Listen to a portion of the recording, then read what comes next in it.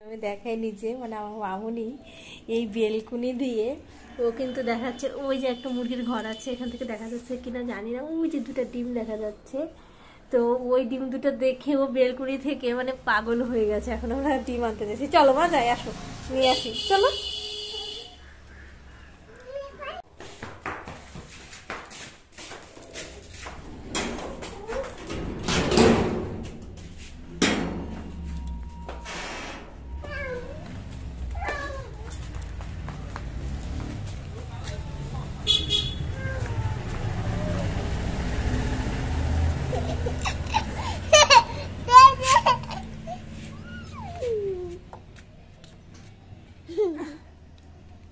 মামুনি আসতে দিও, পড়ে যায় না যেন বাবা, নাও নাও, পড়ে যায় না যেন। ভিডিও করবা? আমি করি, তুমি নিয়ে আসো, যাও আমি নিয়ে আসো। আসতে না বাবা,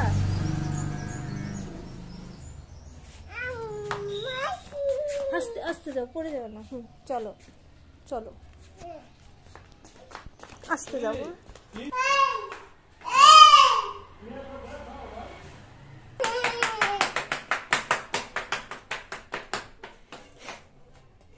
রেখে দিই, চলো। মনিকে বুঝিয়ে দুটা ডিম রেখে এরপর আমি মায়ের কাছে গেলাম, দেখলাম সকালের নাস্তা তৈরি করতেছে। আর আজকে সকালে কিন্তু আমাদের রুটি বানাচ্ছিল। আমার কাছে রুটি যেহেতু খুবই ভালো লাগে, এই জন্য মা সকালবেলা রুটি ভাত দুটাই করে। কারণ কি, আমার যেহেতু ছোটো বাচ্চা আছে, ও তো আর রুটি খেতে পারে না, ওকে ভাত দিতে হয়, এই জন্য সকালে ভাত রুটি দুটাই করতে হয়। আর এদিকে আমার মা দেখো মায়ের পছন্দের লাউ বটি করেছে, আর আমার জন্য ট্যাংরা মাছের তরকারি রান্না করছে ফুলকপি আলু দিয়ে, আর অনেক রকমের সবজি দিয়ে পাঁচমিশালি সবজি রান্না করছে, আমাদের নিরামিষ বলে এই তরকারিটাকে। আর এখানে মায়ের পছন্দের লাউ বটি ছিল, মা কিন্তু লাউ বটি অনেক অনেক বেশি পছন্দ করে। তো দুপুরে খাওয়া দাওয়ার পর যেহেতু বিকাল হয়ে এসেছিলো, তো ভাবলাম বিকালে একটু বাইরে বের হয়ে আসি, তোমাদেরকে একটু দেখায়। আমাদের বাড়ির আশেপাশে, বাড়ির পাশে এরকম একটা আম বাগান করছে, তো তোমাদেরকে সেটা দেখি। আমি বাড়ি ফিরে দেখি সন্ধ্যাবেলা আমার মা আবার আমার জন্য লুচি ভাজতেছিল।